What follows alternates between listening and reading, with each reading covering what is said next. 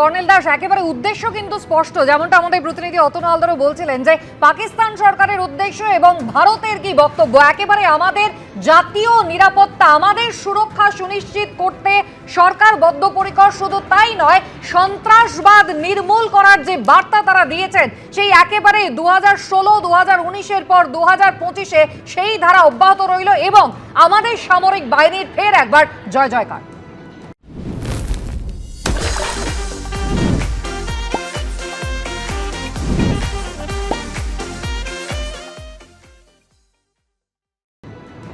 আমার ব্যক্তিগত দু তিনটা অবজারভেশন আছে।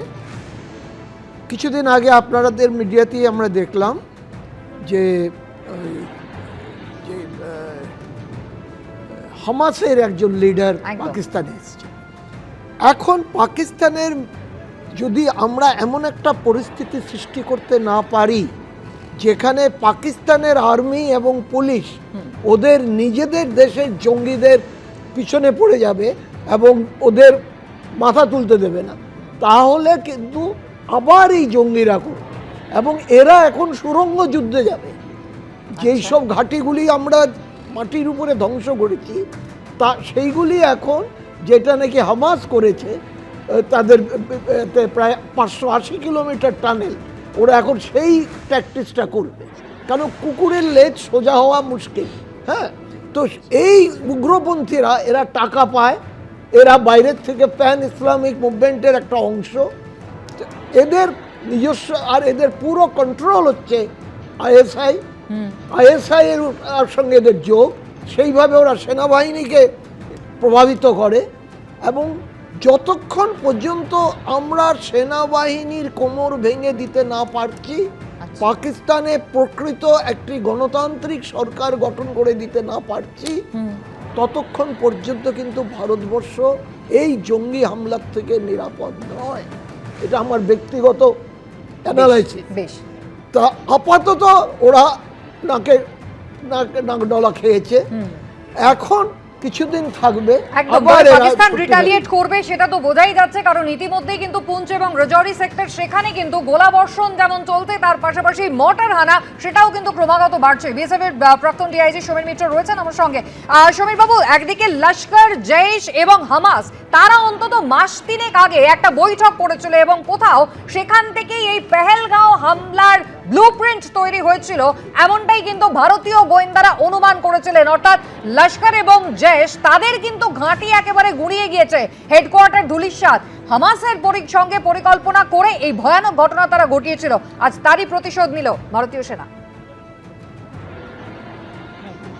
নিয়েছে এবং জবাবও দিয়েছে, মুহূর্তের জবাব দিয়েছে। বাট আমাদের সবসময় মনে রাখতে হবে যে Pakistan is the rogue and failed state, এবং সুতরাং they can go to any extent যে তাদের যে মুখটা পুড়েছে সেইটাকে সামলাবার জন্য।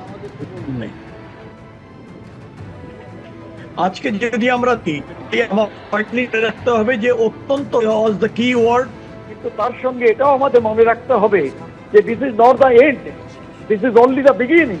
সুতরাং আমরা যতই করি না কেন, আমাদের কাছে আমাদের থাকতে হবে যে 140 কোটি মানুষ আমাদের প্রধানমন্ত্রীর পাশে দাঁড়িয়েছিলেন, দাঁড়িয়ে থাকবেন যতদিন না পাকিস্তানকে আমরা ঠিক মতো তাকে সাজা দিতে পারছি। কারণটা হচ্ছে এই যে টেররিস্ট ক্যাম্পগুলো, এইগুলো ধ্বংস হয়েছে, বাট যেটা কর্নেল দাস কিংবা ব্রিগেডিয়ার দাস কিংবা colonel one of this officer was telling যে এটা কিন্তু রিয়েক্ট করতে সময় লাগবে না। সুতরাং that is not a very big achievement that we should. আমার কথা হচ্ছে যে জায়গাটায় পাকিস্তান আমাদের উপরে হানা হাঁটছে, আমরা তার দ্বিগুণ ভাবে তার উপরে হানা হানবো।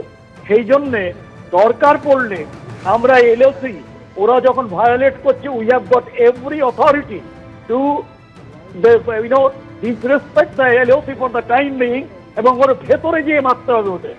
আমাদের যেটা এখন যে উৎসাহটা, উদ্দীপনাটা, এই উদ্দীপনা যেন বজায় থাকে, যার জন্যে, কারণ ওরা মনে রাখতে হবে যে বাংলাদেশ আমাদের পাশে রয়েছে, ছোট হলেও তাদের যে সংখ্যা, যে টেররিস্ট এবং ফান্ডামেন্টালিস্ট এবং আইএসআই একটা certain amount of presence in Bangladesh, সব মিলিয়ে আমার কিন্তু মনে হচ্ছে যে ওই দিকটাও আমাদের খেয়াল দিতে হবে। বেশ, আপনি বলছেন অন্যান্য যে সীমান্তগুলো রয়েছে ভারতের সেই দিকেও আমাদের নজর রাখা অত্যন্ত প্রয়োজন।